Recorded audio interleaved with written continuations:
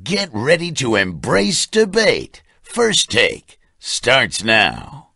Coming up on the First Take podcast, is it time for LeBron and the Cavs to get a new coach? Plus, we'll break down the new NFL coaching hires. And will we finally get a Manny Pacquiao-Floyd Mayweather fight? It's the one we've all been waiting for. All that and more coming up on the First Take podcast, which starts right now. Good morning, everyone, and welcome to First Take. I'm Carrie Champion at our headquarters in Bristol, Connecticut, and Skip Bayless is in New York City, while Stephen A. Smith is in Los Angeles. Good morning, gentlemen. I trust that you had a nice day off and you're ready to do this. Go ahead, Skip. I'm all right. I was traveling. You were chilling in New York. I was traveling to L.A. Oh, you're in L.A. Oh, Yes. That's tough duty for you. Well, Stephen A., all I want to say before we start this show is it was a catch. That's all I'm going to say. Oh, Next my gosh. question. Let's go. Coming up on the show today, it sounds like there may be some trouble in Cleveland. Not only is LeBron pushing David Blatt aside, but there could be some others. We will talk about problems in paradise, or what some thought would be paradise. Plus, we'll break down the new NFL coaching hires. Some very exciting news there. We'll talk to Rex Ryan and see what his thoughts are, as he is now the new coach of the Buffalo Bills. But first, our colleague Ray Lewis appeared on Stephen A. Smith's radio show, and he had some interesting words and an interesting take on the Tuck rule, as well as Tom Brady. Let's listen. All right, well, look like we don't have any sound there, but Skip, if you want to paraphrase what Ray Lewis had to say, and then give us your take on it. Sure. Stephen A. Smith, I know Ray is a regular on your radio show. I know how much you love him, and I love Ray, loved watching him play, loved watching him on ESPN. I am here to tell you that after hearing what he said on your show on Monday, he was dead on right about what a robbery the Tuck rule overturn was in that playoff game that launched New England's dynasty. But I got to tell you, and I'm going to be honest, just the way Ray said he was being honest with you on your show, to say that Tom Brady was solely a product of that Tuck rule ruling is so very wrong and so extremely unfair to Tom Brady. Stephen A., even if we cancel out the rest of those playoffs that year, if we take away that Super Bowl from Tom Brady, he still won 2 other Super Bowls, and he narrowly lost 2 more Super Bowls. And in one of those 2 that he won, he was the Super Bowl MVP, and he was the NFL regular season MVP 2 other times. His Patriots, even if we cancel out the whole 2001 season and postseason, they still, since then, have won that division, the AFC East, 11 times, and they have been to 7 other AFC championship games. So for Ray to conclude that the only reason we know Tom Brady is because of the Tuck rule, are you kidding me? I was there that night. It was outrageous. I immediately wrote from the press box at Gillette Stadium in Foxborough that the Raiders got robbed, because clearly the NFL applied a ruling to what happened on the field that did not apply. It was just like what happened to Dez Bryant at the Green Bay last Sunday. The rule did not apply. Tom Brady had finished tucking. He pulled the ball completely back to the set position, was preparing to throw it, and Charles Woodson hit him, and the ball was loose. The Raiders recovered. The game should have been over. The Raiders should have advanced. I get that. But then to leap to the conclusion that Tom Brady was strictly a product of that, I don't get it. It's almost like Ray is still a Raven giving a locker room speech before one of those 3 recent playoff games in Foxborough that, again, the Ravens almost won all 3 of them. But to do it in a public forum such as yours is out of bounds. I'm sorry. Well, listen, I think it's out of bounds if you absorb it and grasp it the way that you did. If you do it the way that I did, I didn't necessarily feel that way. Number one, he is a Raven. Number two, he is somebody that was accustomed to going up against Tom Brady. Number three, he's had some success against Tom Brady in the postseason. We all know this about Ray Lewis. But more importantly than anything else, Skip, I think the thing to point out to, and I really, really wish we had that sound ready, by the way, because I don't think I don't know if it does it. Just do we have that sound? Because I'd like the audience to really, really hear it so you can understand the context in which Ray Lewis is breaking this down. Can you play that, Kerry? They're getting it ready for us right now. So before we get through, I'll throw it to you. No problem. Okay. But here's the deal. If you listen to Ray Lewis, he's coming from a place, Skip, of origin. He's not literally saying just shove aside everything that Tom Brady's accomplished, because nobody with sense could do that. Tom Brady's a 3-time Super Bowl champion. Tom Brady has been to 5 Super Bowls. Nobody can question the greatness that he has displayed over the last decade plus, and he's a future Hall of Famer. No one's refuting that. But when you are a football player or any kind of professional athlete, a lot of times, more often than people realize, they sort of lean towards the origin of things. If you could have cut that off at the nose, then ultimately would the other things have happened? And that's what Ray Lewis is alluding to. Because if Tom Brady doesn't have the tuck rule, implemented, and ultimately that doesn't go in his favor, then New England doesn't go to the Super Bowl that year. They don't win their first Super Bowl, which means they ultimately probably don't capture back-to-backs. And the lore and legacy of the Belichick-Brady era isn't what it is today.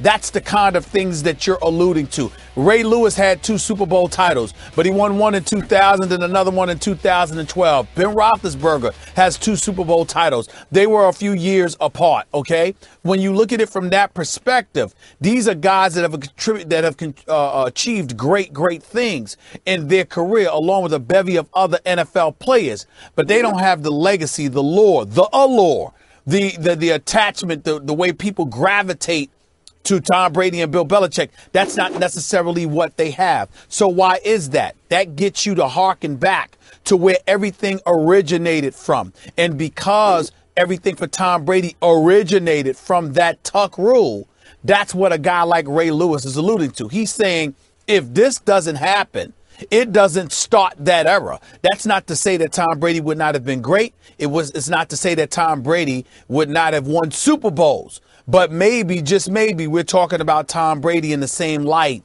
as a Big Ben Roethlisberger or a Drew Brees, okay, as opposed to Tom Brady being Tom Brady. That's what I got from what Ray Lewis was saying, and that's where I think my opinion differs from yours.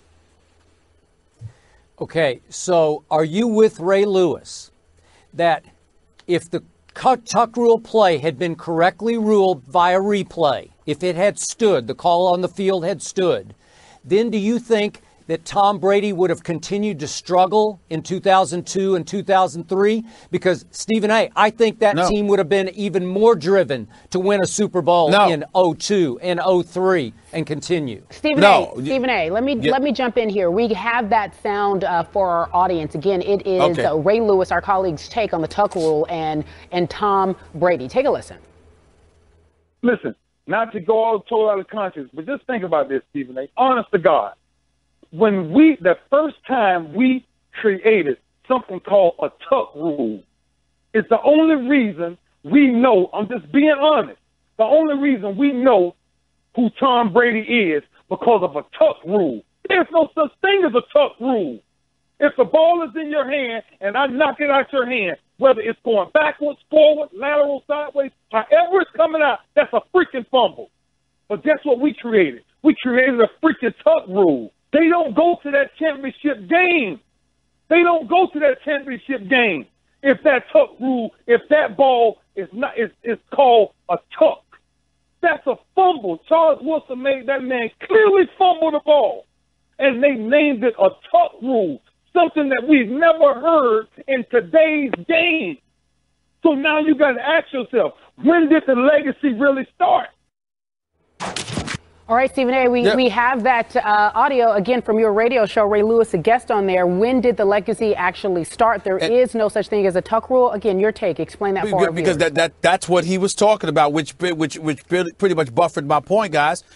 Ray Lewis was alluding to the origin of it all. He's not saying Tom Brady would not have been good. He's not saying Tom Brady would not have been great. What he's saying is that he ultimately became a household name because of this tuck rule. Not to mention the origin of the conversation, Skip, was Ray Lewis complaining that every time we turn around, there's these new rules that get incorporated because the NFL league office won't just leave the game alone. He comes on a weekly basis, and at some point he is going to vent because it frustrates him to no end that every time you turn around, there's some rule that had nothing to do with the game of football before that some folks in the league office suddenly come up with, and it's driving him crazy. And that's what he was saying about Tom Brady. The tuck rule, it wasn't existent. We never heard anything about it until it happened with Tom Brady. And that's what he's talking about. When you have something like that transpire, and ultimately it brings your name in the sports lore, that's what he was alluding to, because Tom Brady could have followed that up, Skip, by winning a championship, winning division titles, being every bit as successful. But if that first title had not been captured that way, assisted by the tuck rule at that particular moment in time, as great as he would have been, we would have been talking about him the same way we talk about some of the other great quarterbacks, instead of Tom Brady being seen as a bit, head and shoulders above a lot of other guys. Okay, timeout. Just for the record, just to clarify for Ray's sake, there was a tuck rule in the rules. It was obscure. I had heard of it, but I'd never carefully read it until that night and the following day after that game at Foxborough. We're going all the way back, obviously, to post-2001 season. Right. But the tuck rule, again, did not apply to what happened on the field. The NFL used it, to me, as a crutch to validate the overturn of the call on the field when it did not apply. As I explained to you to start with, and I'm trying to explain to Ray, he's right. Tom Brady, if you're the tuck means if you're starting to throw the football and you suddenly decide, that guy's covered, and you hang on to the ball and you're getting here and then you lose control of it, that's an incomplete pass. But Tom Brady had finished tucking. He held on to the ball cleanly and brought it all the way back to the set position. He was preparing to throw it again. So that's clearly a fumble. Just as Dez Bryant, they tried to apply the Calvin Johnson rule to Dez Bryant. He wasn't falling as Calvin Johnson was trying to control the football. Dez had already controlled it, made a football move, and was diving for the goal line. So again, the Calvin Johnson rule did not apply to that scenario, just the way the obscure tuck rule did not apply to Tom Brady at Foxborough. But my point to you, Stephen A., is you cannot then leap to the conclusion that Tom Brady wouldn't have won the next Super Bowl and the next one. And even if we take away the first one, 2 Super Bowls and 2 near misses in 2 Super Bowls would still elevate him. He would still be up on a pedestal above those other guys. But he never said that. He never said Tom Brady would not have won. He's talking about Tom Brady being Tom Brady. All the pizzazz, all the allure, everything that is Tom Brady, when it originated from the tuck rule, it elevated him into becoming a household name. That's all he's saying. He's not trying to question the football credentials of what Tom Brady accomplished. He's simply saying you're just another pretty damn good to great quarterback without the tuck rule. But the tuck rule elevate. You know how this business works, Skip. When you get associated with something, like, for example, if Dez Bryant is going to be known for that catch and the Dallas Cowboys getting quote unquote robbed in your estimation for a very, very, very long time to come. I mean, there are certain plays in sports history that get attached to your name that elevates your profile. And dare I say your cachet. Now, winning does contribute to it. Your abilities contribute to it. But all Ray Lewis is alluding to is Tom Brady being, this aura that is Tom Brady. He's not questioning the guy's greatness in terms of what he's accomplished, because nobody can refute that. Okay, but it didn't elevate Tom Brady's profile. It actually undercut it. It tainted Tom Brady's legacy. I mean, I'm good with that if that's where you want to go, but I don't see, Stephen A., where it didn't help elevate him to greatness. We all know that he's great, and the only glitch, the only you sit back and say, how do you question Tom Brady? Well, you can question that there's an asterisk on the Tuck rule or maybe on Spygate if you want to throw that in, but you can't take away the greatness. All right, gentlemen, let's leave it there. From the NFL to the NBA, more drama out of Cleveland surrounding their head coach, David Blatt. Our Brian Windhorst is reporting that the players don't want him as their head coach, going as far as telling opposing players they want Blatt gone, and the assistant coaches calling timeouts behind his back. Take a listen. I think that the players were trying to force the franchise to make a move, and I don't know if it was conscious, but their play was dictating that, and they went so far as to actually tell opposing players that they were trying to get their coach fired. Again, this is not unheard of in the league. This has happened before, but that was what was going on, and the Cavs were obviously aware of that. And so last week, their general manager, David Griffin, came out very strongly publicly and said, basically, David Blatt is our coach. He's not going to be fired. And then they made a couple of trades to try to bolster the overall talent on the team. So what you've got here now is a bit of a stare down in between the front office and the players. The front office has backed David Blatt, and the hope is with LeBron healthy and reinforcements defensively with a new center in Timofey Mozgov and a new players in J.R. Smith and Iman Shumpert, that they will get over this. All right, so the Cleveland Cavaliers have lost 10 of their last 12. The question for you, Stephen A., should they make a change at coaching position? Probably so. I don't want to come across as being too unfair to David Blatt because I do think that he's gotten a bad rap from this perspective. We don't know whether he can coach or not. He was in Europe. He had an exceptional reputation. It can simply be a lack of familiarity with these players in this league, along with how things done, and there could be a learning process that needs to take place. I don't say that there needs to be a change because I think that the man is deficient and he has no business being a head coach on the NBA level.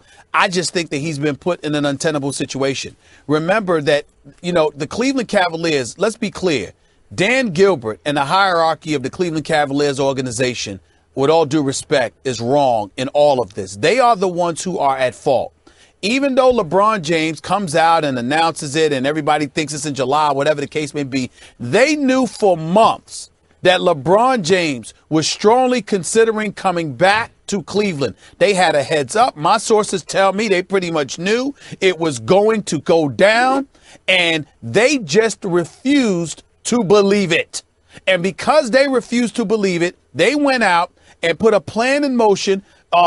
We're going to hire this coach because we don't know if LeBron James is going to be here. We can't rely on that. We're not going to put our eggs in that basket. So they hired the coach with no NBA experience. You got assistants who wanted to be head coaches, or in Larry Drew's case, who was a head coach. In Tyronn Lue's case, a protege under Doc Rivers, who was an aspiring head coach in this league that some would deem more qualified than David Blatt. So you've got them on the bench. Then you've got LeBron James comes in. Remember, the first month he might have texted him or whatever, but he never met with David Blatt or whatever. David Blatt never met with him. So you've got an owner in Dan Gilbert who places all of his loyalties and faith in Griffin, the GM.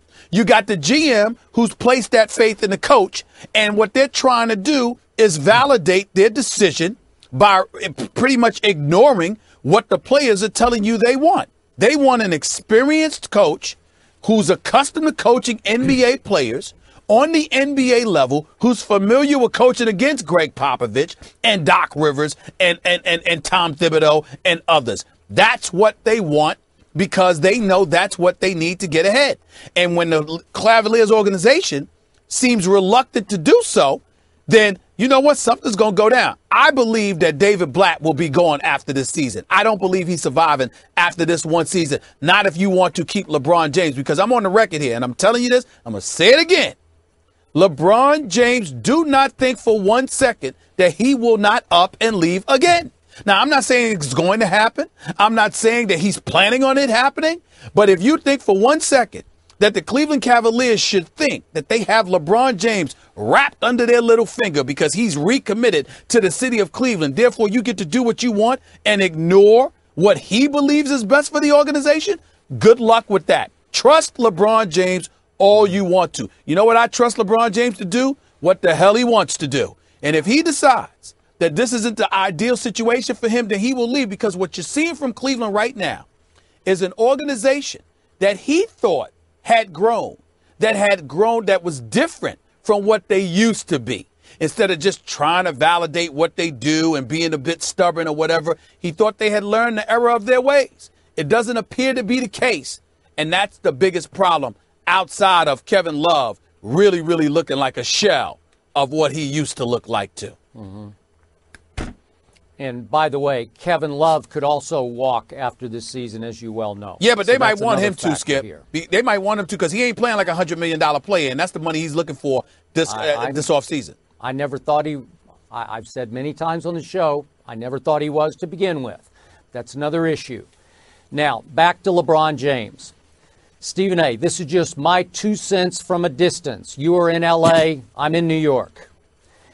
I wish that Dan Gilbert would just go ahead and put David Blatt out of his misery, fire him now, this weekend, and take away any more excuses that LeBron would have for the second half of this season. It is time for me, Stephen A., in my humble opinion, it is time for LeBron James to take back over this team and lead it the way he is highly capable of leading it in ways that he hasn't yet that I've seen so far this year. This is just me.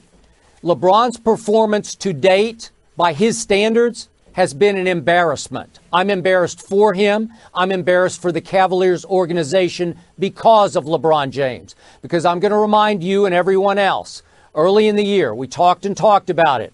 LeBron James taking plays off, disengaging on offense, jogging back on defense. Then, according to Brian Windhorst, our Brian Windhorst at ESPN, undermining David Blatt in little and big ways along the trail.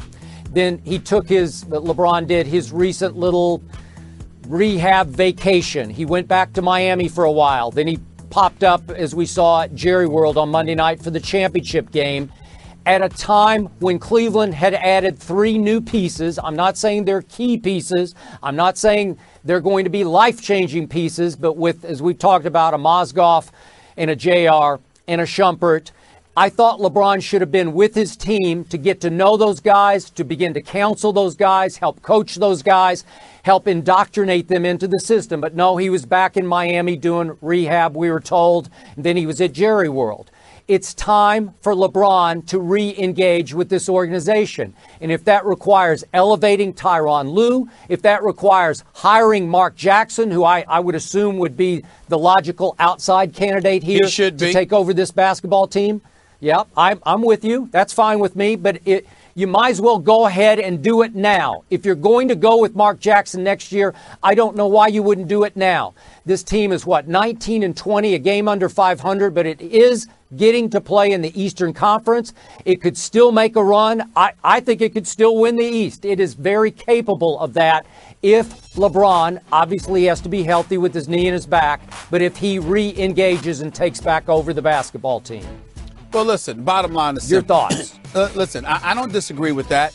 I just think that everybody needs to understand that in the process of saying that, they're talking about David Blatt like he's an absolute joke. And all I'm saying is that he's been put in an untenable situation. And I think in fairness to him, we have an obligation to express that. This guy did not come here thinking that he was going to be coaching LeBron James and you were going to be an instant title contender with that pressure. He thought that he was taking over a rebuilding project. Kyrie Irving signed his $90 million deal. If you think you've got a chance to get LeBron James, you're the Cleveland Cavaliers. How do you not call Kyrie Irving into the office and have a conversation with them? You know, you got Kevin Love. His rebounds are down. His offensive rebounds are down. His post game is non-existent. He seems to have no athleticism, no lift whatsoever, even though I got faith in him because I know that he can play. But you got all of these issues. And so automatically when you're thrusted into this position, it's a problem because you have to get people to buy in and to believe in you. And you're trying to learn to believe in yourself because you've never coached on this level before. In the end, LeBron James, you are right. He does have to be a bit more engaged because I'm on the record saying this. Listen, it was good to see him Monday night at the game in Jerry World because that's the only time I've seen him happy this year. He's looked, to be honest with you, he's looked depressed. Yeah. You know, Rich Paul, Randy, you know, Maverick and those boys, you know, our boy Damon Jones, it was really good seeing him. because it's the only time I've seen LeBron James happy. He doesn't appear to be happy. And in my opinion, David Blatt alone doesn't have a very likable LeBron James in that kind of mood. No, it's got to be more than that. Sure. And that tells me that there's something going on up top that he thought existed that has disappointed him. And the Cleveland Cavaliers as an organization had better get their act together. The eye of the storm needs to be on them. And I'm not pointing fingers at any one individual outside of Dan Gilbert because the buck stops with him. But you've got to step in and make sure you do what's necessary. You might be right, Skip. Take the excuses away from LeBron. Give him the reins. Do what he needs you to do, whatever that is. All right, to your point about LeBron. So your bottom line. I'm sorry. Go ahead. No, go ahead, Skip. Go ahead. No, I was just going to wrap it up. I just want to make sure that I'm with Stephen A. Yeah. That I get it. That Stephen A., you're saying you do think he should be let go now, but you think that they'll keep him through the season. David Blatt. Yes. We are going to build a bully, and we're going to see if you want to play us for 60 minutes, because we're going to give everything we have, every snap out there. I'm not going to let our fans down. I am not going to do that. Okay, I know it's been 15 years since the Bills made the playoffs. Well, get ready, man. We're going. We are going. And the guarantee. Hey, am I going to guarantee a Super Bowl and all that? I tell you what I will do. I will guarantee the pursuit of it. There is no question about that. So he left the Jets but didn't travel too far. Rex Ryan's introduction as the head coach of the Buffalo Bills was everything I guess some would expect. Tough talk and big promises for a franchise, as mentioned, that has not seen the postseason for 15 years. Ryan was also asked about his one-time Jets quarterback Mark Sanchez and said that, yes, he's certainly a guy he will consider under center. We'll explore every avenue, so says Rex Ryan. So, Stephen A. Smith, let me ask you this question. Do you believe this is a good move for him? I think it's a terrible move, personally. And, I must admit, listening to him yesterday, he annoyed me. He really, really did, because I'm a fan of Rex Ryan's. His first 2 years in New York were fantastic. It returned the Jets to relevancy. I loved his bravado. I loved his confidence. I respect the hell out of him. 9-7 and 11-5 season thereafter. That second half against Pittsburgh in that AFC Championship game, the Jets had showed up in the first half. They'd have won that game. So I give him respect. But an 8-8, a 6-10, an 8-8, and then a 4-12 season, 4 consecutive years of missing the playoffs, and you walk up to a press conference with that kind of bravado. I mean, have you learned anything? I mean, my goodness. You just get so tired of him seemingly blowing smoke into the wind, to be quite honest with you. And, the Buffalo Bills have a legit defense. We understand that. Those boys, Mario and Kyle Williams, and those boys, Marcel Darris and them, those brothers are big time, and they can play. And I have no doubt that his defense will be bona fide because they've got the pieces to be big time. And we both, Skip and I, are on the record about how brilliant we think Rex Ryan is as a defensive mind. But just as brilliant as he is as a defensive mind, he's awful as an offensive mind. And when you look at the problem with the Buffalo Bills, what do you have? They're awful offensively. As far as I'm concerned, they've got some pieces. I mean, C.J. Spiller will come back. Fred Jackson can play. Sammy Watkins is supposed to be a stud. But it all starts and ends with your quarterback. And to me, Rex Ryan inherited a situation similar to one he departed in New York. And that's why I think it's an awful selection for him to end up with the Bills. I thought Chicago would have been a better opportunity for him. I thought Atlanta would have been the ideal opportunity for him. I thought San Francisco would have been great for him, not Buffalo. To me, the fact that he decided to go to Buffalo, you're asking for the same stuff. You're going to be in the same division as New England. You're going to continue to lose to them, while at the same time, you're going to struggle offensively because you don't have a quarterback to throw the football. That is the problem with Rex Ryan picking this job. It's the same job he left, and that's why I don't like it for him. Okay, I hear everything you just said, but I got to tell you, Stephen A., I was not surprised that Rex seemed reinvigorated yesterday, that he had his swagger back. He was spilling over with the same old Jets bluster, because I think he's looking at the defense he just inherited, and it is so much more talented than the defenses he had the last couple of years with the Jets, that I believe he can turn. He doesn't have to turn Buffalo into a defensive bully. It already was last year. This is a defense, and you alluded to it, that finished 4th overall in the NFL. This is a defense that led the NFL in sacks. And again, you alluded to some of the players, but my God, Mario Williams had 14.5 sacks. Marcel Darius had 10. Jerry Hughes had 10. And Kyle Williams made the Pro Bowl with 5, but is just a cornerstone anchor defensive tackle. So you look at that front and you say, my God, you just gave that to a guy that I consider to be the best defensive mind in pro football. And yes, I said it. I have the utmost respect for Bill Belichick as a head coach, but I think Rex has proven consistently, even against Bill Belichick, to have a little bit better, higher defensive IQ, just a little more creative and clever than even Belichick has shown to be in New England over the years. So when you give Rex these pieces, you give him Leotis McKelvin at cornerback and Gilmore and the others in that secondary, it's pretty good, bordering on pretty great. So to me, I'm with you. It's Jets all over because they hired Greg Roman to be the coordinator from, he was obviously Harbaugh's coordinator in San Francisco over the last 4 years. I don't know about Greg Roman because to me, this is just me, Harbaugh ran that offense. It started and finished with Harbaugh. And I know Greg Roman allegedly was calling the plays, but I think it was Harbaugh's game plan. And I'm not sure if you give Greg Roman the entire offense, how great he'll be with it. I'm not sold on that. Well, first of all, I'm not sold on it either because San Francisco's offense wasn't great. Now, we might have thought about the personnel, whether it was Stevie Johnson, whether it was Anquan Bolden, whether it was Vernon Davis, who was a virtual no-show last year, but they had Colin Kaepernick. To me, as far as I'm concerned, the offensive line didn't protect him well enough. He was running for his life half the time, and guys weren't getting open nearly as much as they should. So that's what I looked at when I saw San Francisco. So I don't know what to think about Greg Roman either, but my point to you, Skip, is that the reason I'm not excited about this for Rex Ryan is because you can go in there and win games in Buffalo because your defense is big time. You still haven't proven that you're head coach material. Rex Ryan doesn't need to be doing the same things he's been doing. We know what a great defensive mind he is. We know that Idzik was asleep at the wheel as GM, and he'll probably never be allowed to be a GM again. We know that Rex Ryan didn't have anything to work with. We know that his number one corner to start the season was a dude entering his second year that didn't show up to play his rookie season until the very last month of the season in D. Milliner. And he still did a very, very respectable job. So we know that Buffalo's defense is going to be great. The problem is that Rex Ryan's, his Achilles heel is offense. And so to me, you need to go someplace where they already have one. So we don't have to worry about that with you. But that's what we're going to find ourselves worrying about with the Buffalo Bills because Rex Ryan has adopted the same situation he departed from.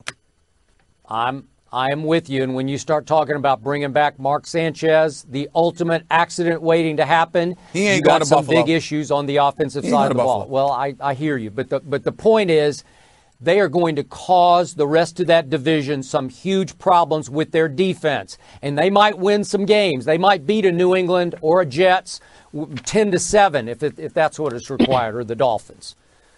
Yeah, okay.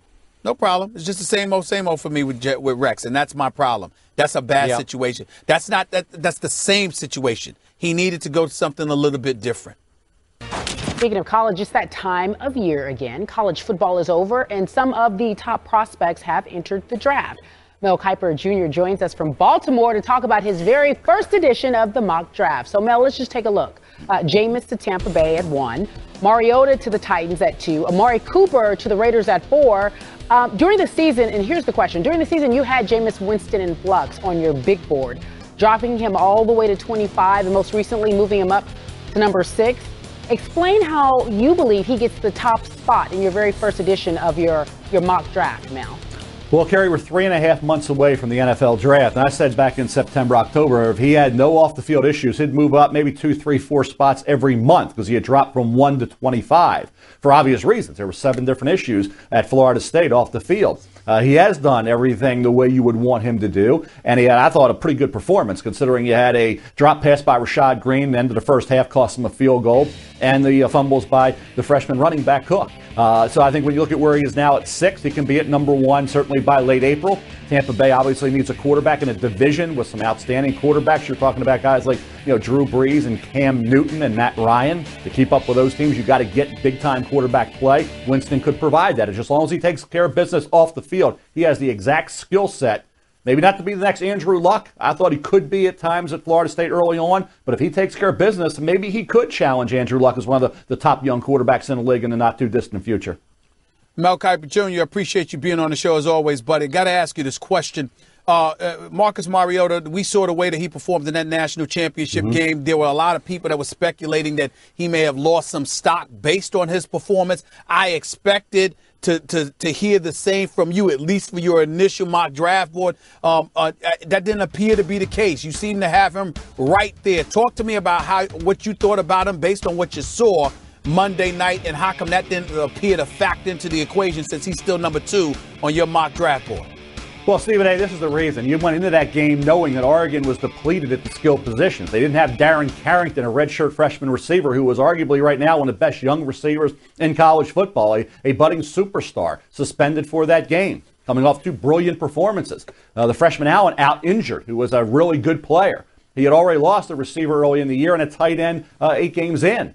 So they were depleted in terms of the options that he had throwing the football. You take options away from any quarterback, they're not going to put up the numbers that they would have. So I think you have to defend Mariota on that. Mariota is a quarterback with a great skill set, great character, great work ethic. The system obviously hurts in terms of his initial play in the NFL, but give him some time. If he goes to Tennessee, have Zach Mettenberger. He can be the guy for a year, year and a half until Mariota is ready to beat him out. You'll know you can kind of redshirt him if you have to, and let him develop. And Tampa Bay and Tennessee certainly both need upgrades at the quarterback position. Mel, let's skip. Let's talk about a third quarterback who was obviously the X factor on Monday night and could be the X factor in this draft. I said on our show on Tuesday morning that if Cardale Jones opts to enter this draft, I could see a team risking a second-round pick, maybe even a late first-round pick on Cardale after his 3 big stage performances, obviously, for the Buckeyes. Your thoughts? I agree with you, Skip. I think I said second round when I was asked that question, and I'll hold to that. I think some are saying 4th, 5th, 6th, 7th round. I don't buy it. When you get to late April, 3.5 months away, you have pro days, you look at the big stage, you don't care about what guys do against lesser opposition. You care what they do in the biggest games against the top-level opponents. Wisconsin, think about Alabama, think about Oregon. What else can you do? His confidence level was through the roof. I think that really assisted him in these games. He wasn't scared of anybody. He said, hey, my arm's better than anybody. I'm bigger than anybody. I can play with anybody. And he went out and he did it.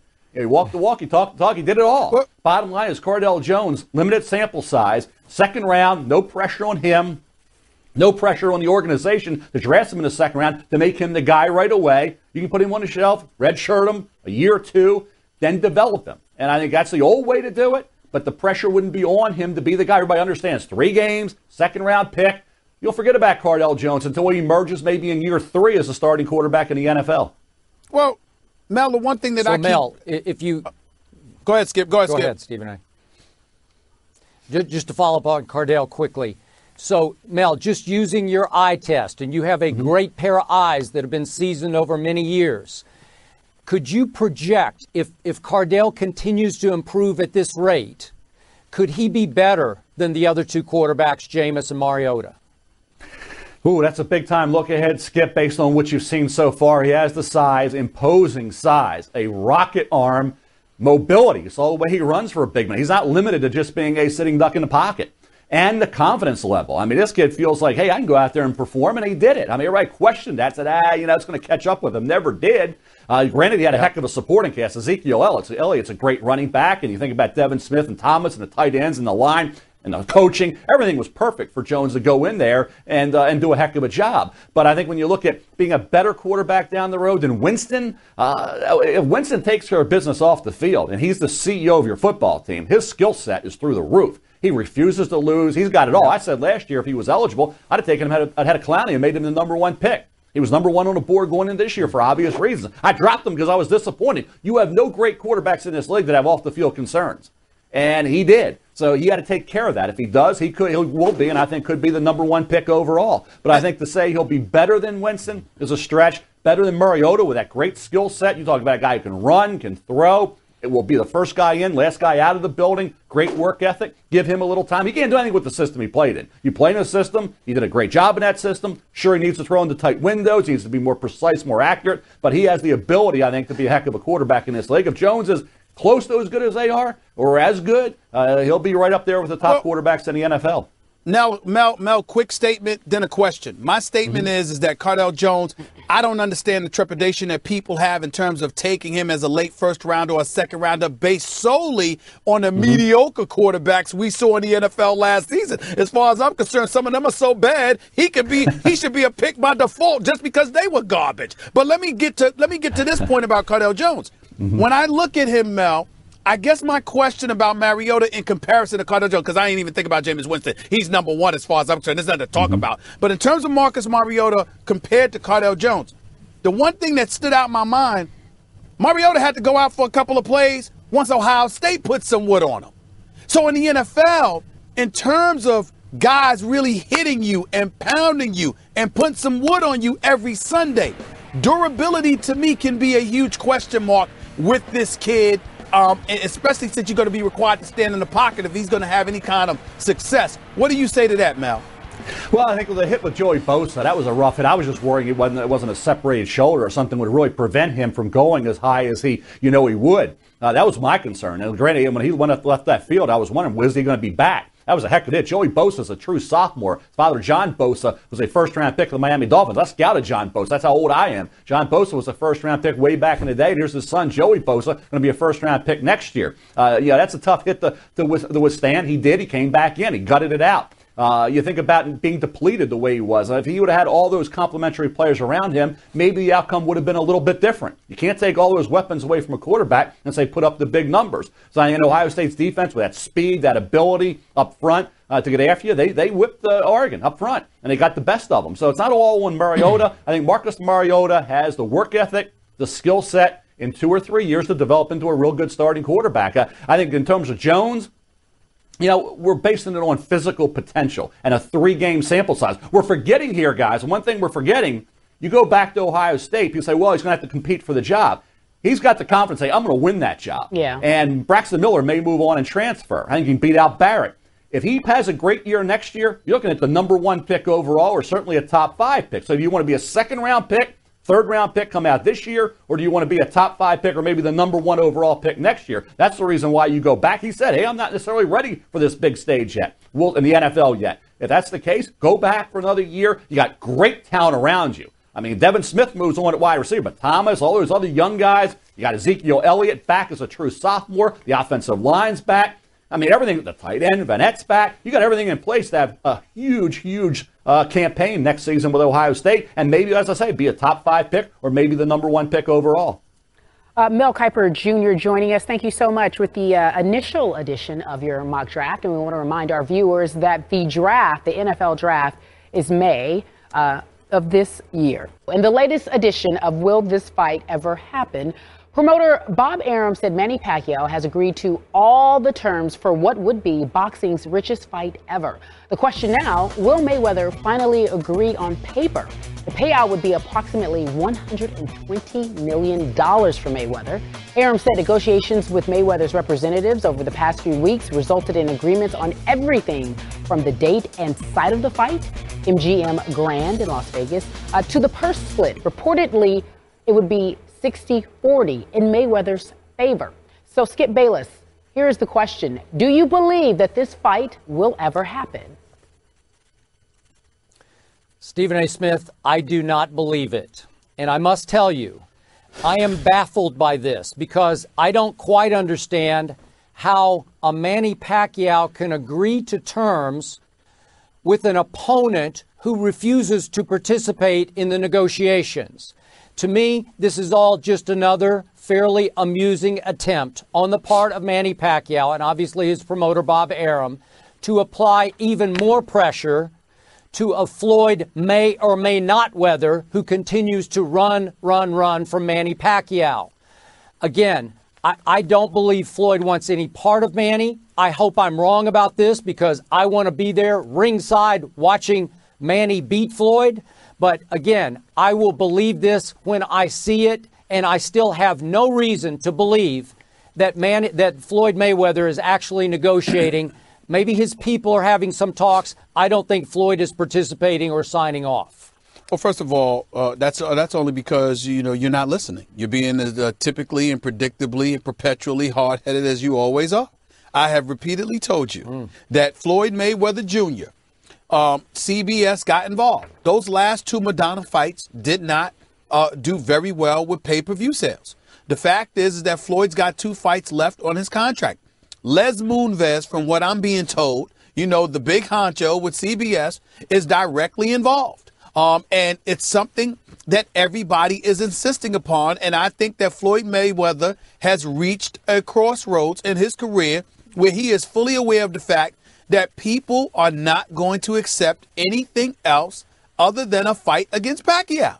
That is where he is at. So this is what it is. Now Manny Pacquiao and Bob Arum, I applaud Manny Pacquiao for doing what he did because this is a guy that, joked about how he would fight. He offered to fight for free, for charity and all of this other stuff, making commercials, mocking Floyd Mayweather Jr., being so disrespectful. I can't wait till Floyd spank his behind for that, by the way. But that's what he was doing.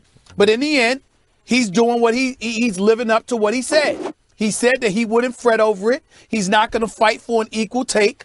Floyd wants the billing. Floyd wants a majority of the gate. Floyd wants a majority of pay-per-view sales, etc. Man, and Floyd wants Olympic-style drug tested or whatever the case may be, whether it's USADA or whomever. Manny Pacquiao and Bob Arum has agreed to all of that. So if indeed that is true, and I suppose it is because they put it out there, and that Arum has been talking to Les Moonves, so I don't think that he's lying, then now it's up to Floyd. Here's the deal. It's all out there now. You said it. This is what you wanted. This is what you have. Now what time it is. So the whole boxing world is sitting back and they're waiting for Floyd to sit there and say, let's go. So I applaud Manny Pacquiao for doing it.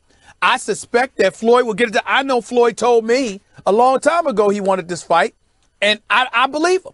I don't believe he's scared of Manny Pacquiao. I refuse to believe that the best pound-for-pound boxer on the planet Earth is scared of a dude that got put to sleep in front of Mitt Romney at ringside a couple of years ago. I refuse to believe, Skip, that this is the truth. I just refuse to believe it. So to me, I'm glad that Manny Pacquiao has done it.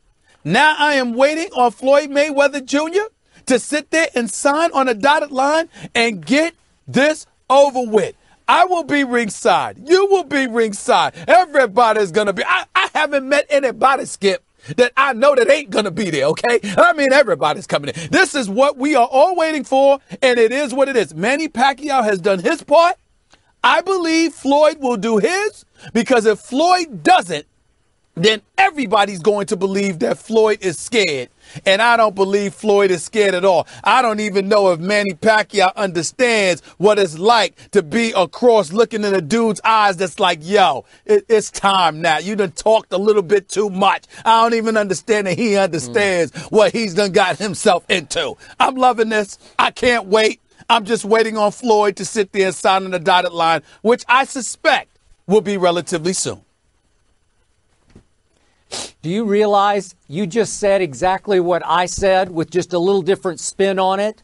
Because you're admitting that you don't know why Floyd has waited this long. You're admitting that Manny and company, they're saying, hey, we'll do this. Okay, we'll give you that. We'll give you that. We'll give you whatever you want. We're ready to fight. Still, we have not heard a peep from the man in question, Floyd Mayweather Jr. Les Moonves is a very powerful man. But now listen, Les Moonves, very powerful man, but he has no sway, no jurisdiction really over Floyd. He can't make Floyd fight Manny Pacquiao. And again, all the people that you know within Floyd's camp, they can't make Floyd do anything. He's probably as hard-headed, almost as hard-headed as I am. So to me, I'm waiting to see, because I don't believe that he wants to fight him, because it's been too long. I don't want to get straight on you. All right, but all I'm trying to say, Skip, Go is ahead. that you can't I can take it. You can't be. Well, I don't mean it towards you, but I'm saying you can't be a brother that is a fighter and is presumed to be somebody that has run from somebody. Like, I mean, he's. I hear Floyd's been painted in the corner here. There's no way, to me, that Floyd can fight without fighting Pacquiao. It has gotten to that point. Nobody cares. Nobody cares. No, we don't care about Amir Khan. We don't care. We care about Canelo Alvarez and Miguel Cotto against each other. We don't care about seeing them against Floyd again. We don't care about Amir Khan. We don't care about David Garcia. We don't care. We don't care about any.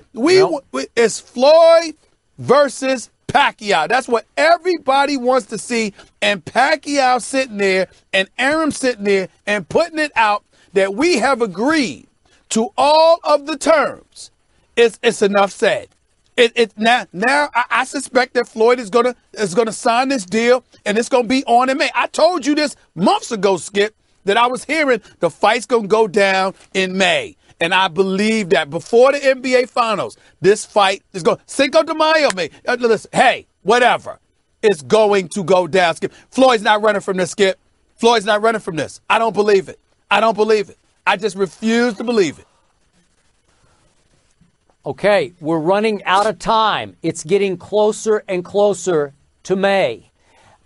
Again, we have not heard a peep from the man in question. And if we don't pretty soon, I'm not going to buy that this is going to be a Cinco de Mayo fight or even a May fight in any point in May. So, Floyd, I'm calling you out again. It's time to speak up and speak out and accept this fight. This man is basically saying, I'll fight you for any terms. You dictate, Floyd, the terms. Manny's saying, I'll fight for charity. He's basically saying he'd fight for nothing. So, Floyd, it's on you.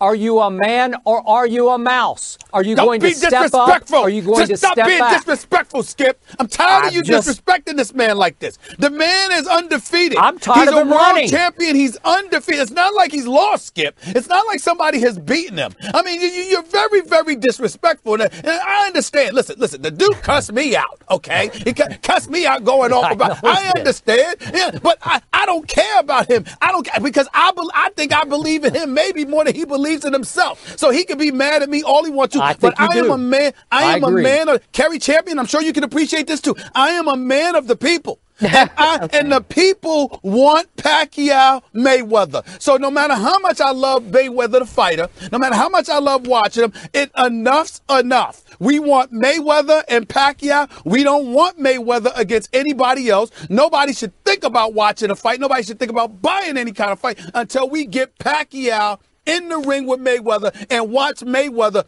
pick this dude apart like he done stole something. That's what's going to happen, Skip Bayless, in my opinion. That is what I believe, and that is that. But I am a man of the people, and we want the fight. Floyd, but that doesn't give you a license to be all disrespectful. He is undefeated. He is unblemished. So many have tried. All have failed. This dude is one of the best pure boxers ever. You are so flagrantly disrespectful when you talk about him that way. You need to watch your mouth. Yep. Stephen A. Smith, he has not tried one dude named Manny Pacquiao. That's true. And Kerry Champion. Yes, I would submit to you, Kerry, that I am also even more a man of the people than my friend Stephen A. Smith. How is that? And the people I spoke to regularly, the people I spoke to in Dallas who are huge Floyd fans consistently told me they have lost faith in Floyd Mayweather Jr. because he has run for too long. Lies. Lies, Stephen A. You don't believe that? True. No? I don't believe that. I don't believe. Listen. We're all even I've grown a bit frustrated because I want him to step in the ring with Pacquiao. But at this, and I am on the record.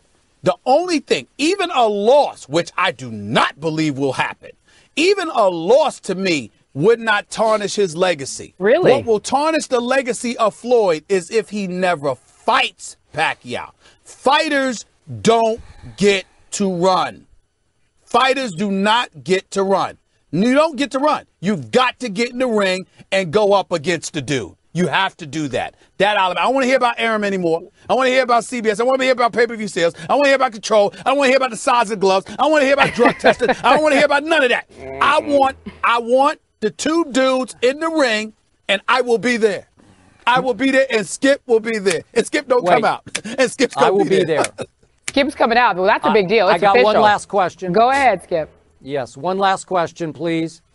Mr. Smith, how can you even raise the possibility of Floyd losing this fight after you have been so confident to the point of being overconfident about how he will give Manny Pacquiao a boxing lesson?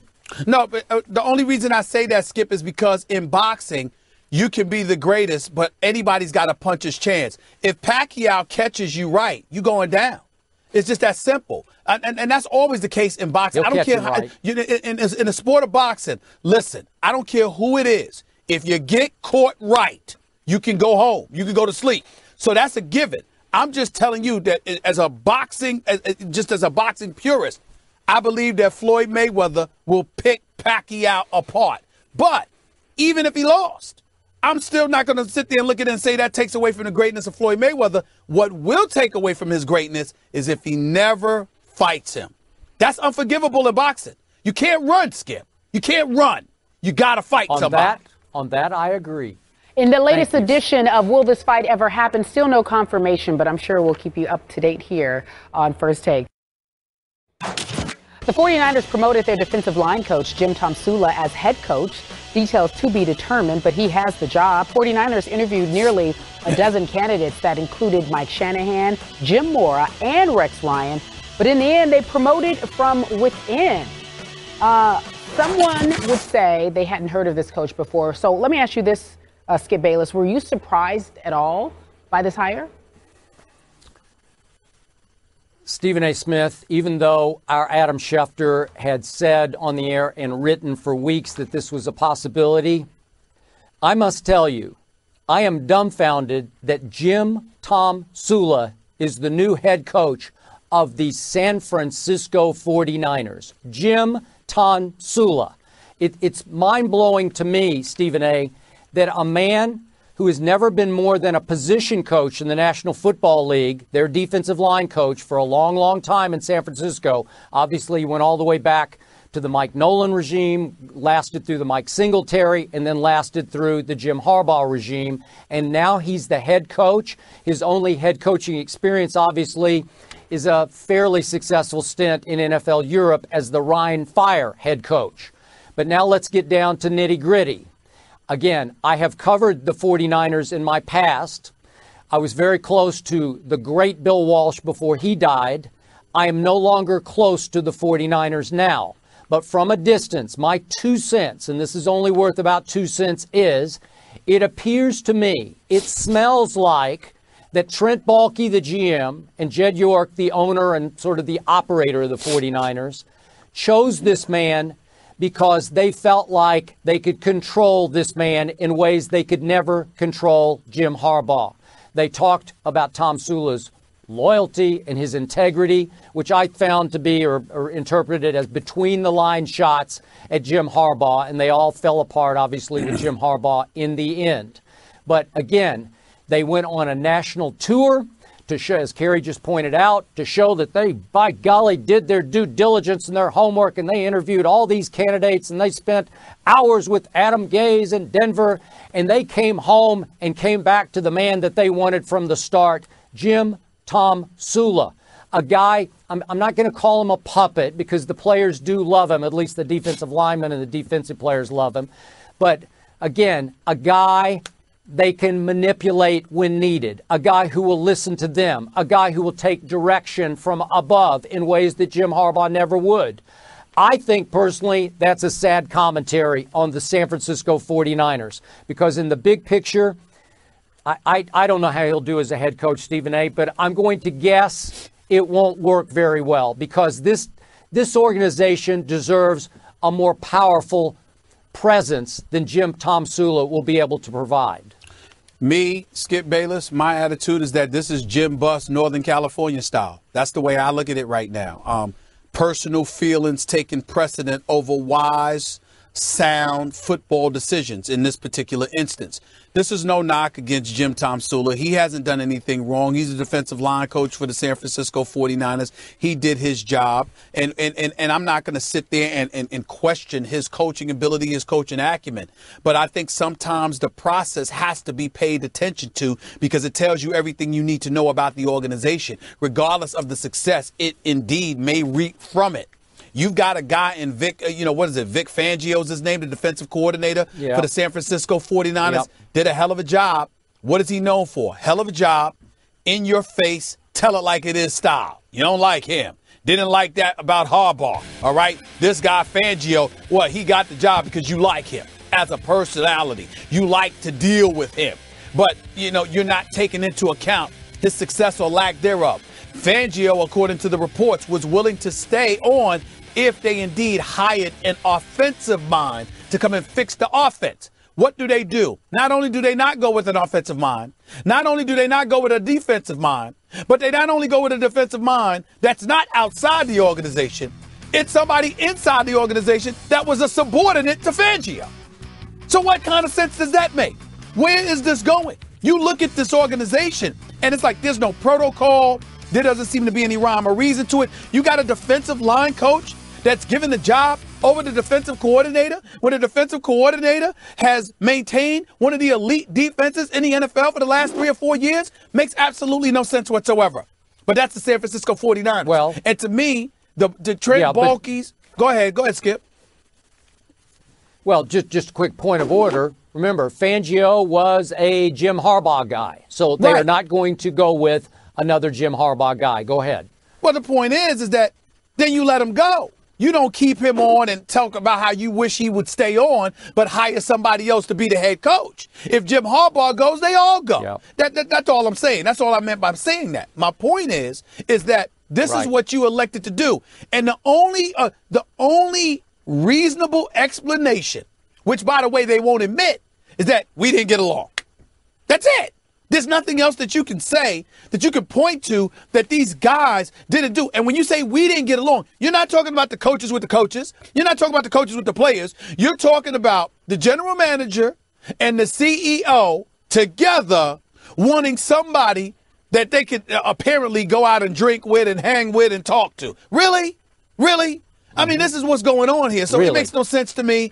It's really sad, and it's incredibly selfish, and that's why I said Jim Bust, because what happens is that I'm not accusing them of not knowing what good decisions to make as it pertains to football any more than I was accusing, Kerry, Jim Bust of not knowing what to do with the Lakers. What I'm saying is your personal affections or your personal animosity towards individuals superseded your professional judgment.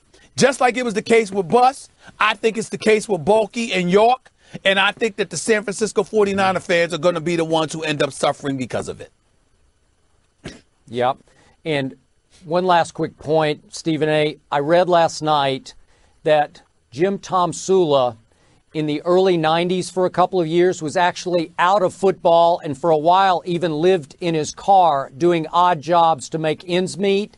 And this guy went from that and Catawba College, where he went and coached for a while, all the way to head coach of the 49ers?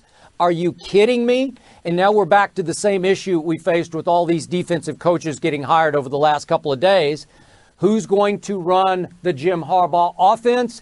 And there even some speculation out there, there is some speculation, that Mark Trestman would return. He was once the 49ers offensive coordinator, and it ended very badly back in the day when he was the coordinator. So I can tell you that a lot of longtime 49er fans will be horrified by the prospect of potentially Mark Trestman joining Jim Tomsula as head coach coordinator. Well, the Jets have hired Arizona Cardinals defensive coordinator Todd Bowles Wednesday to replace Rex Ryan as the head coach. The hiring of Bowles marks the first time since 2011 a minority candidate became a head coach in the NFL who had not previously had any experience as a head coach in the league. This will be the first full-time head coaching position on any level for Todd Bowles. Stephen A. Smith, in your opinion, of the Jets, good move, bad move? Well, I'm not going to say it was a bad move because I certainly don't feel that way, but I do have mixed emotions. Okay. The good part is this. I am a black man. It's very nice to see an African-American get another opportunity. He's from Elizabeth, New Jersey, I believe. That's a good hire for the Jets in terms of having that local feel, that local appeal, knowing the trials and tribulations the New York Jets have endured and him being a part of that. I like that. I like the fact that he's considered a golden boy amongst potential aspiring head coaches because of what a job he's done with that defense in Arizona. Now, they struggled the last few weeks of the season, particularly against Seattle and then San Francisco, before losing to Carolina in the playoffs. But that was due in large part to the fact that Carson Palmer and Drew Stanton were down and you didn't have a quarterback. Ryan Lindley was disguised as one, and that's going to impede the defense's ability to do its job significantly. So I'm not going to hold them but so accountable for that, even though they weren't perfect. I spoke to my man Antonio Cromartie, cornerback for the Arizona Cardinals yesterday, and he was raving about this guy, how, in a lot of ways, he's a lot like Rex in terms of being a brilliant defensive mind, but he's also somebody that will get in your face. He's going to tell you how it is. He's going to hold you accountable. He's going to make sure that you're doing your job. He's no nonsense. That's Todd Bowles. So I wish him well. And on that level, I think he's a good hire. Here's where my trepidation kicks in. The New York Jets had the 32nd ranked passing attack in the NFL. The absolute worst. Their running game was obviously decent. They were like third in the league, but their passing was awful. They still don't really have a quarterback you definitively know you can rely upon. They continue to hire these defensive-minded head coaches when clearly offense is their problem. Now, I understand defense wins championships, but damn it, points win games. And if you can't score, you can't get to the postseason to try to win a championship with your defense. The New York Jets don't have the ability to score. They were 28th last year in the league in points scored, 22 in yards, and had the worst passing attack in the entire NFL. And here we go again with another defensive-minded coach. So that's where my trepidation kicks in. I like Todd Bowles. I'm happy they hired him. I think he deserved an opportunity to get this job, and I wish him luck. But I am a bit apprehensive, Skip, because once again, the Jets have not addressed their biggest need. And their biggest need is hiring somebody who knows something about offense, even though I'm told by other players outside of Antonio Cromartie that Todd Bowles is actually one of those defensive minds that knows something about offense too. So they believe in him because he knows a lot more than one would imagine about offenses. I hope that is true, but that's where my apprehension exists about the Jets with Todd Bowles hired. I think everything you just said was very well said. I'm very happy for Todd Bowles that he got this shot. I'm with you. I'm not sure it's the best shot he could have gotten, but I campaigned on this show all year long. Every time I brought up Todd Bowles' name, I said he deserves a shot to be a head coach. Now, for the record, Stephen A., as you well know, and I've been doing this for a long, long time, I can never quite predict what will happen when you take a great coordinator, and I think he did a great job this year in Arizona. He's been doing great jobs, but you can't project how they will turn out to be, how they will cope with becoming the CEO of the company, as in now he has to do it all. He has to deal with the media. He has to oversee the offense, as well as try to continue to be the defensive coordinator that I think he will want to be. It's a hard job. Some guys are better suited just to be the defensive coordinator, so I can't speak to that point. My instincts tell me that Todd Bowles has leadership in him. My instincts tell me that he's going to be the anti-Rex. Rex was a good time guy. The players loved him. Even though Rex wasn't an ex-NFL player, he was considered, obviously, a player's coach almost to a fault. Todd Bowles will get in faces. Todd Bowles will be respected, but he won't always be loved by his players, and that's a good thing. I think he will start to change some of the culture with the Jets. Now, you talked about the offensive side. It's been reported, obviously, that they have hired Chan Gailey, a guy I've been around some in the past. He's a recycled offensive mind. I think he's a pretty good offensive mind. So do I. He did not prove to be a very good head coach in Dallas or Buffalo. So maybe he's the classic case of the guy who is a much better offensive coordinator than a head coach. I hope that is the case, but I'm not sure if he's going to be working with Geno or if they're going to draft another franchise quarterback. I'm not sure where that will all end up. But my point is, I'm very happy for Todd Bowles, and my instinct is this will be a good hire for the New York Jets. I just hope so. I hope so, and I hope that they figure out a way to manufacture points, because that's what this comes down to. I mean, I don't want another situation where we've got a guy that's a brilliant defensive mind and he can coach defense, and the Jets defense is big time, but at the same time, it doesn't matter because they're on the field too much, because the offense, the metaphor to describe them or whatever phraseology you want to pick is 3 and out. I mean, you need somebody, you need an offense that can put some points on the board. And I just hope that they recognize that. I hope that Todd Bowles makes sure that happens. Bowles is the sixth. Last quick point, Carrie. Okay. Yeah. I'm sorry. That's okay. One quick point. Go ahead. Stephen A., quick thought on they brought Charlie Casserly out of GM retirement to sort of run the show for a while. He picked his longtime protege from the Houston Texans and the Redskins. Obviously, Todd Bowles had played for the Redskins when Casserly and the protege ran the Redskins. Now, all of a sudden, you have a whole new regime there. Do you have any gut feeling about how good the executives will be? Well, here's all I know. They will absolutely be better because you can't get worse than what you had.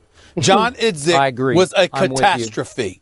And so because of that, there's nowhere to go but up. As far as I'm concerned, Casserly hit the jackpot in his older age because he can't go anywhere but up. Can't be worse. Can't possibly be worse. So he's good. He's playing with house money. You got to resist the urge to gamble and to try to force things to happen, to try to force them over there. I think when I was younger, I used to do that a little more than I do now. Now I just, do my job and let things happen that are going to happen. You just play every play like the ball's coming your way, and, at the end of the day, you let chips fall where they may, and what happens, happens. Well, I plan to throw it to the open guy. That's kind of been the way I've played for a number of years. So if the guy on the right's open, I'll throw it to the right. If the guy on the left's open, I'll throw it to the left. Go through my progressions and play the way I've always played. Kind of feel like you haven't contributed to anything. Everybody else is like, oh, man, it's cool. Nobody threw to your side. But, if you're a player and you want to make plays in a game and you feel like you can help your team, you want the ball coming your way a little more. At that time, how frustrated were you? Scale of 1 to 10, 12. All right, well, maybe Aaron Rodgers should be a little concerned about throwing Richard Sherman's direction. Since 2011, which was Richard Sherman's first year in the league, the Seahawks defense ranks first in many key categories, as you can see, when teams throw outside the numbers in Sherman's direction. So, Stephen A., you see the numbers, consider it all. What do you think will happen on Sunday?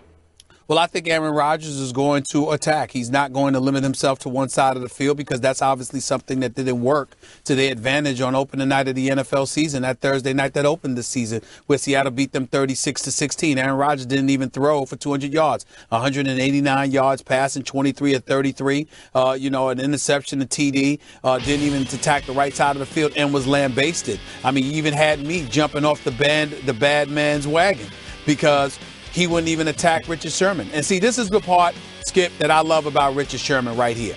Now, Richard Sherman, it is possible with somebody as lethal as Aaron Rodgers that Richard Sherman can end up getting scorched out on the field this weekend.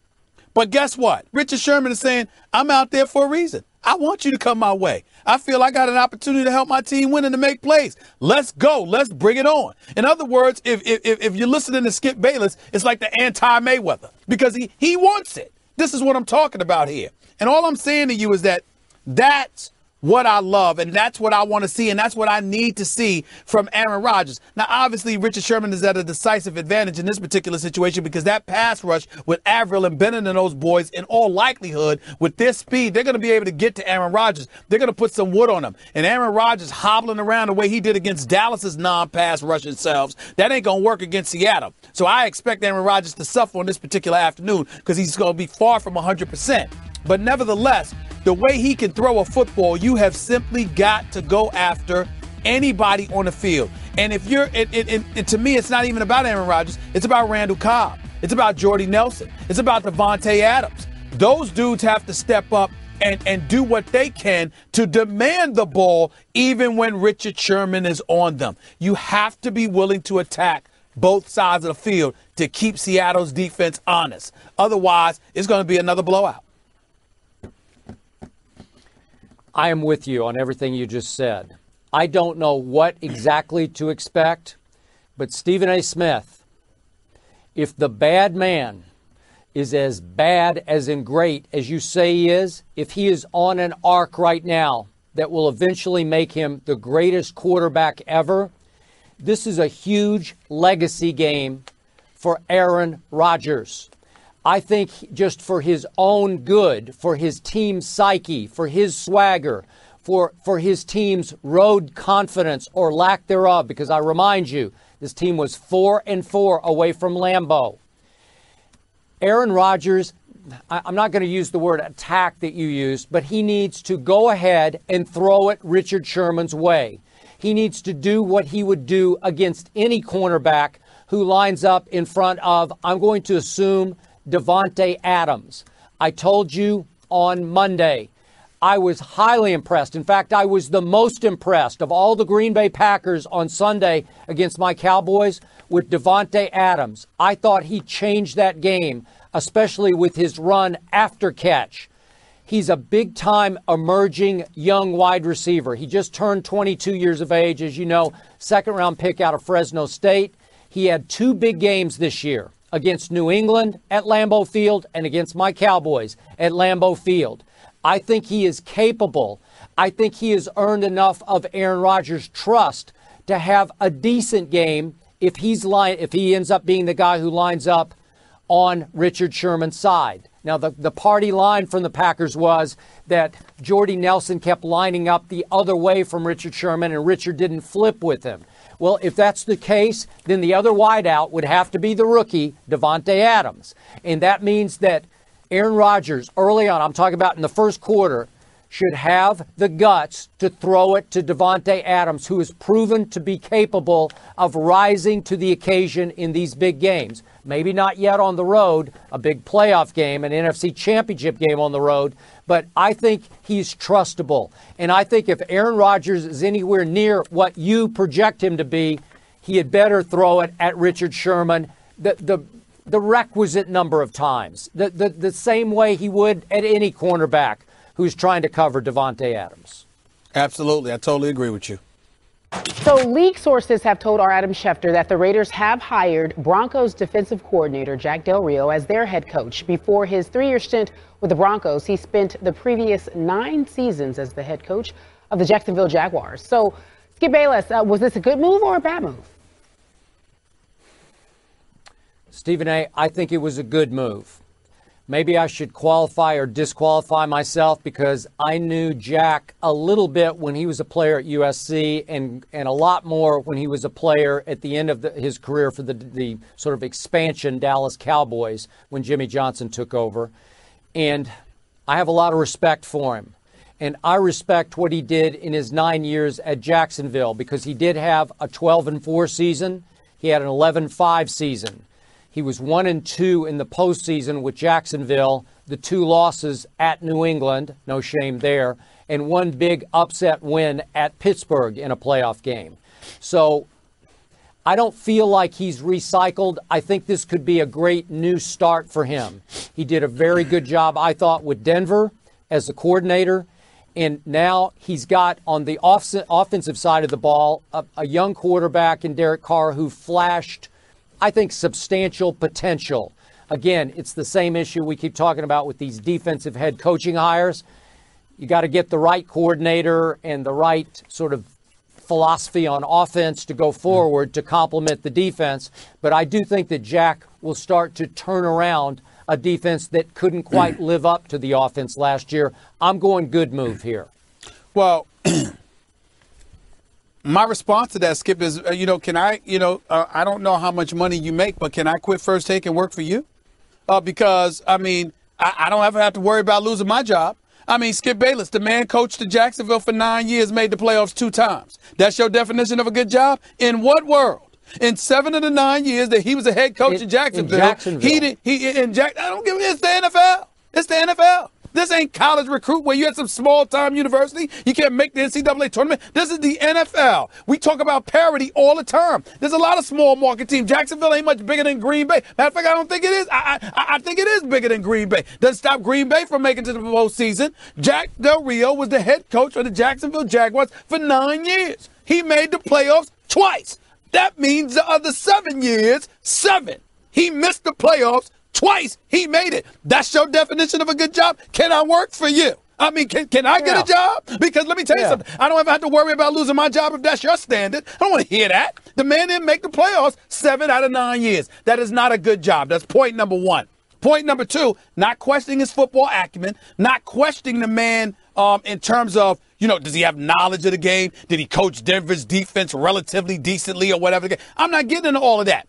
It's a results-oriented business. I don't understand the nuances of what he has to do the way football players actually do, or the way a Skip Bayless, who's covered the NFL for 40 years, actually has. All I could go by is your results of what I see on the field, and it hasn't been overly impressive. That is a fact. This is not Tom Coughlin, who's missed the playoffs 5 of the last 6 years, but has 2 Super Bowl rings to show for it in the last 6 or 7 years. No, this is Jack Del Rio, who the best that he could give us was a divisional playoff game. And speaking of that, you're the Oakland Raiders, of all teams, who is a walking football atrocity, who has robbed the Raider Nation of quality football for a decade. I mean, you talk about these dudes, Reggie McKenzie, and by the way, just like I brought up the African-American Todd Bowles, that I'm happy that he's got the head coaching job. Reggie McKenzie is an African-American I am unhappy who still has a job, because this man has taken over. They are 4-12. They are 4-12. They are 3-13 in his 3 years at the helm. Okay, got rid of Hugh Jackson. You bring in Dennis Allen, and what do you have, Skip Bayless? You messed up with Matt Flynn as your quarterback that you were bringing in. Then you bring in Matt Schaub. You messed that up. You go out and get Justin Tuck and Woodley and all of these guys in this 3rd season. You start off 0-10. You ruined football for them before Thanksgiving even arrived. And this man should not have his job. He should have been out. I don't understand how Dennis Allen goes and Sperano goes and Reggie McKenzie stays and then gets to contribute to hiring Jack Del Rio. But it is what it is, because this is the state of the Oakland Raiders. They are a football atrocity. They are horrible. And what they have done to those great fans in the Golden State area is an abomination. They should all be ashamed of themselves. They should all have pink slips. As far as I'm concerned, the Raiders organization is so bad that there should be meetings convened to try to get new ownership to take over it, because they are so horrible that they give the NFL a bad name. They are pathetic. Okay, and it's just that simple. And the fact that you hired Jack Del Rio, I'm sure he might be an improvement from what they have, because he has been around enough and he knows football. But all I'm saying about Jack Del Rio is his record speaks for itself. 2 playoff victories, all 2 playoff appearances in 9 years. Okay, quick question. If you're a Bay Area football fan, Jim Tom Sula with 49ers or Jack Del Rio with the Raiders? Better hire? Well, I guess you'd have to say Jack Del Rio, simply because we don't know much about Tom Sula. But what does that say? I mean, that's like sitting there. That's like sitting there and you want to have a slam dunk contest, but give somebody credit for jumping over a curb. I mean, what does that mean? Who cares? What's the standard? What's the standard out there? You got York and Bulky. There's no standard there, evidently, other than do we like you? And in the Raiders, I mean, my God, I don't even know if the Raiders know. The Raiders are so bad, I don't even know if they know how to pass gas. That's how bad they are. They are horrible, horrible. And it just needs, we got to stop. We got to start sugarcoating this. Next question, Carrie. Let's sugarcoat this. You don't want to sugarcoat it, Skip Bayless. Let's move on to our other topic at the top of the show. Mel Kiper Jr. joined us to discuss the first edition of his mock draft. Let's listen to his take on it. I think when you look at where he is now at 6, he can be at number 1 certainly by late April. Tampa Bay obviously needs a quarterback in a division with some outstanding quarterbacks. As long as he takes care of business off the field, he has the exact skill set Maybe not to be the next Andrew Luck. I thought he could be at times at Florida State early on, but if he takes care of business, maybe he could challenge Andrew Luck as one of the top young quarterbacks in the league in the not-too-distant future. Mariota is a quarterback with a great skill set, great character, great work ethic. The system obviously hurts in terms of his initial play in the NFL, but give him some time. If he goes to Tennessee, have Zach Mettenberger, he can be the guy for a year, year and a half until Mariota is ready to beat him out. You don't have to, you'll know you can kind of redshirt him if you have to, and let him develop. All right, so Mel Kiper Jr. Moves Jameis back up to 1 after he was in flux on the big board. Mariota is second. Let's revisit this topic. Skip, what do you make of the mock draft? Stephen A., the surprise to me is that Mel kept Mariota going number 2 to Tennessee. Mel made very fair points that he was down 2 of his probably top 3 wide receivers in the championship game, and I give you that, and that was a big factor, some factor in that game. But from what I have seen consistently over the last couple of years from Mariota, I'm just not sold on him as an NFL quarterback, and I still believe he's somewhat a product of that fast break offense that they ran so cleverly and beautifully with him at the controls. I just think that through this process now, the discovery process, as they get worked out and picked over, I'm not sure Tennessee will go that direction. That's just my gut feeling. And as Mel said, we still got whatever it is, 3.5 months to go before the draft. Well, exactly. We still have a ways to go, and I'm glad that Mariota was up there because, let's face it, we were a bit hard on him after that performance in the national championship game. I was very, very happy that Mel Kiper Jr. brought up the absence of Carrington, who obviously transgressed and got busted for it, but I'll leave him alone today. So when you look at Mariota and the fact that he's still number 2 on the board, that helps me out because it reminds me of his body of work, which shouldn't be ignored, and he seems to be such a wonderful kid. You can't help but root for him. I know I'm rooting for him to achieve a great level of success. The other thing on the board that turned me off was Amari Cooper possibly landing at the Raiders. This dude, as far as I'm concerned, is the best wideout in football. He does not deserve to be contaminated by being an Oakland Raider. I pray that he is not subjected to such a thing. I pray that he, even though Derek Carr can play and I've been impressed with him, I just don't want. Listen, I think the Raiders right now are where quality football people go to die. That's why I think it's a contamination, okay? I mean, I don't want this to happen to Amari Cooper. I don't wish this on him. There's a black cat running around in a black hole and something ain't right, and I don't want that to happen to Amari Cooper anywhere but to the Raiders. Please, don't subject this good kid to this. Not to the Raiders. Please, don't touch him. Why are you on your high horse tromping all over the poor Oakland Raiders today? I've never heard anything quite like this from you. Skip, the poor Oakland Raiders. No, the poor fans. I go out to Golden State. Those fans are great. They deserve better than this, man. They deserve better than this. I covered the Raiders. They're horrible. I mean, I think they deserve Amari Cooper to go with Derek Carr. That might light up the night in Oakland. Not unless you overhaul the organization. Yes. Not unless you overhaul the organization. No, you can't have them going into that place. That's where the good football souls go to die, man. No, leave that kid alone. Let him go somewhere else. Let him go somewhere else. Unfortunately, we've come to the end of the show. We can no longer talk about the Raiders and how awful they are. Stephen A. Smith from Los Angeles, Skip Bayless from New York, Kerry Champion here in Bristol. We'll see you tomorrow, 10 a.m. Eastern on ESPN. Thanks for listening to the podcast. You can catch First Take Monday through Friday, 10 a.m. Eastern, 7 Pacific on ESPN2.